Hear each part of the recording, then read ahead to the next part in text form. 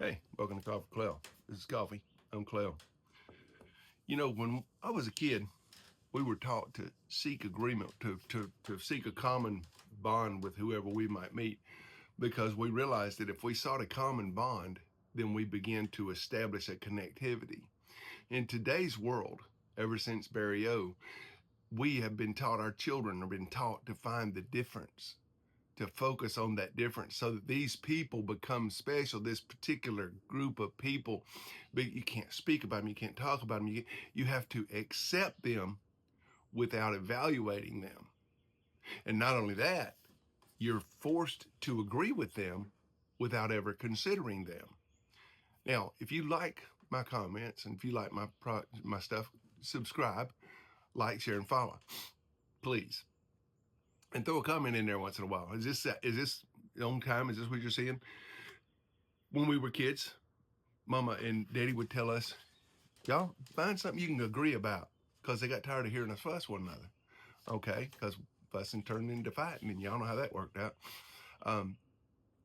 But today, they don't do that. They're not telling their children to find a common agreement point. They're telling them you have to agree on this point.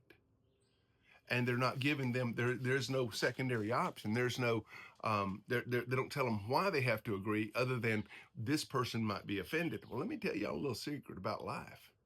Okay. If you get really bad offended, the chances are what you need to do is suck it up and look around and ask yourself, why did you get offended?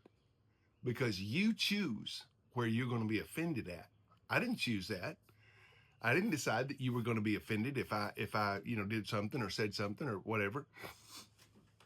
I've been around people you could say pretty much anything. They didn't get offended. And I've been around people you couldn't say anything and they were offended.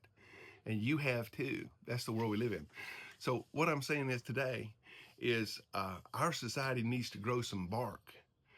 We need to get back to where we're looking for a reason to agree with somebody. And not necessarily, I'm not talking about you're going to be friends and bond and be lifelong. An agreement point, because once we establish an agreement point, something we do agree on, then we can find out, are we really compatible to be friends, etc., and stuff like that. We can grow. And even if you never build a friendship, at least you have a connection point. You can speak to each other socially on a bus or at a game or something. All right, again, please subscribe, like, share, follow.